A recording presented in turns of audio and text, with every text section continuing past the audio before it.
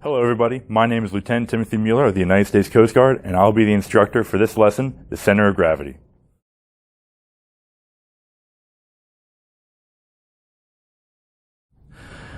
To start off the lesson, let's start with the definition of center of gravity. The definition of center of gravity is the average location of a distribution of mass in space. In upcoming lessons, and everything that we'll talk about when it comes to ship stability, we're going to refer to this point as point G. An example of this is an old style toy I like to call the balancing bird toy. It was an oddly shaped distribution of mass in the shape of a bird with very strong outstretched wings out front. Even though the center of gravity wasn't where the beak was precisely, the outstretched wings put enough mass forward to move the center of gravity so that when you balanced it on your finger, you could spin it around and it wouldn't fall because the center of gravity was located directly over where your finger was.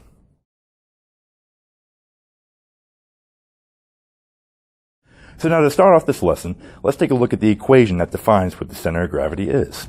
Many people are aware with the center of gravity, center of mass of different things in their everyday life, but let's take a look at what the mathematical definition is. So we'll see here, capital R equals 1 over capital M times the summation from I equals 1 to N of lowercase m I, lowercase r I. What does all this mean? What are all these variables that I'm saying? Capital R is what we're trying to find. This is the coordinate of G. Capital M is the total mass of the system. Lowercase m is the mass of each individual part, as well as R is the coordinate of each individual part. I is the index. The index is something that's used in conjunction with lowercase m and lowercase r to know exactly which piece of the system we're talking about. If we're talking about M1, R1, as we'll see in this example problem, then our I would be 1 as we step through this summation. What this summation means is that we're going to start here at I equals 1, then we're going to go into the parentheses, and we're going to evaluate that expression inside the parentheses, and then when we're done with that, we're going to add that to the same thing, only we're going to increment the index by 1. So we have I equals 1, we'll do M1, R1, then we're going to add that to M2, R2, then we're going to do it again until we get I equals this top number, N. So if we had 3 pieces, we would add that M1, R1 to M2, R2 to M3, R3. And if we had more, we would just keep going. And then N, like I said before, is just the total number of parts.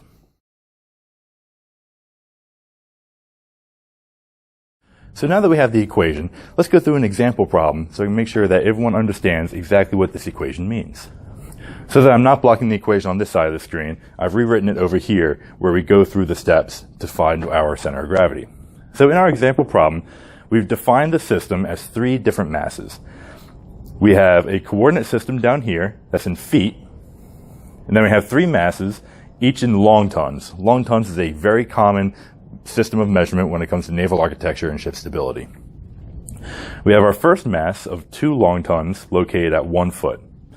Our second piece of the system, M2, is 5 long tons, and that's at a coordinate of 3 feet. As well as at 5 feet, we have 1 long ton, which pertains to mass number 3. So step 1, if we look at our equation, we know what our MIs and RIs are. Each piece is defined. We don't know what R is, that's what we're trying to solve. We know what N is. N is just the total number of pieces, 1, 2, 3, so N equals 3. So we have to find M, this capital M, total mass of the system. In order to find M, all we have to do is sum up the individual masses to get the total system mass. So you have capital M equals M1 plus M2 plus M3. Just plugging the numbers in. M1 is 2, that goes there. M2 is 5, that goes there. And M3 is 1, and that goes there. See, so 2 is M1, 5 is M2, 1 is M3. Add them together, and you get 8 long tons. Now we know everything except for what we're trying to find, capital R. So step 2 is to find R. I've rewritten the equation like I said before. Now I just expanded out the summation showing each individual index.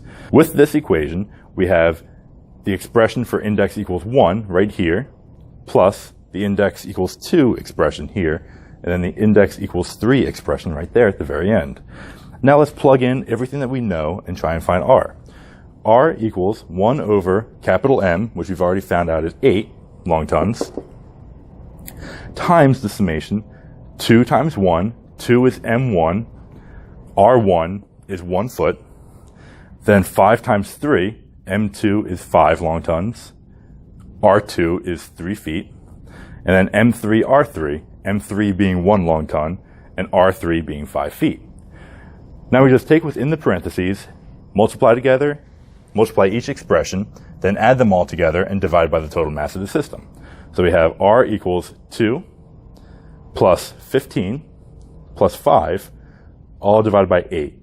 So here, adding together, you get 22 over 8, or in decimal terms, R, the coordinate of the center of gravity, equals 2.75 feet.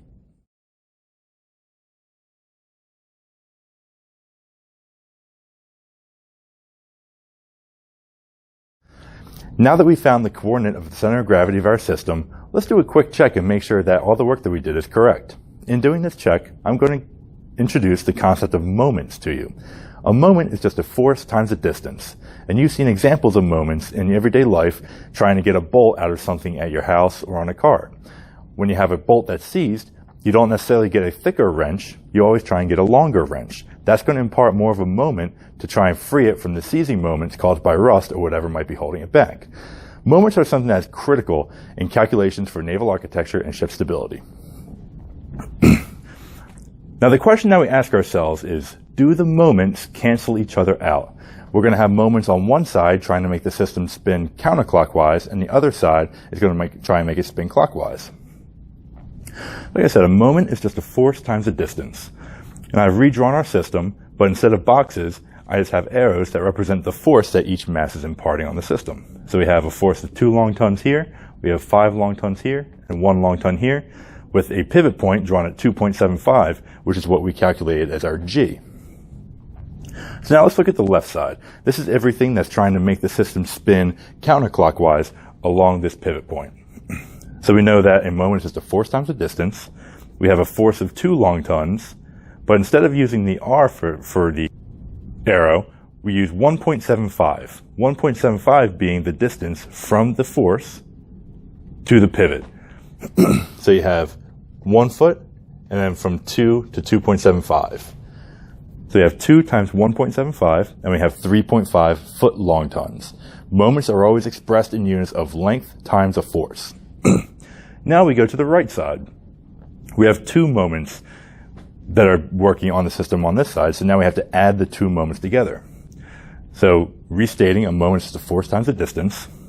We're going to look at the moment caused by mass number 2, which is 5 long tons, the force doesn't change, times 0.25 feet, which is the distance from 2.75 feet to 3 feet, which is where the 5 long tons is acting. And we're going to add that to the moment caused by mass number 3. Mass number 3 was 1 long ton, or it was imparting a 1 long ton force on the system.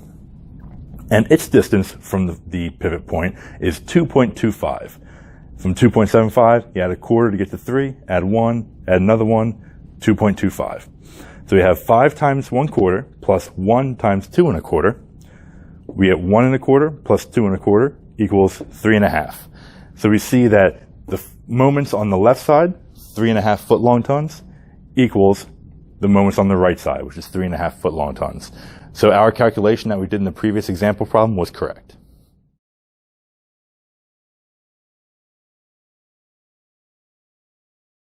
To conclude this lesson, I'm going to go over a quick motivation as to why you should worry about the ship's center of gravity while you're on board. The ship's center of gravity is something that's critical in making naval architecture and ship stability calculations, just like moments that I mentioned before. So here we have 2 examples of a ship that's underway. In this one, we have a ship with a center of gravity G0 and an initial waterline knot. This symbol here stands for the center line of the ship, and it just runs from the keel all the way to the very top.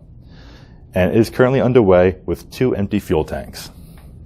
Now it takes on fuel, and we fill those 2 fuel tanks. Since we've added weight down low, our pivot point, our center of gravity, is going to follow that weight addition, so it's going to get a little bit lower.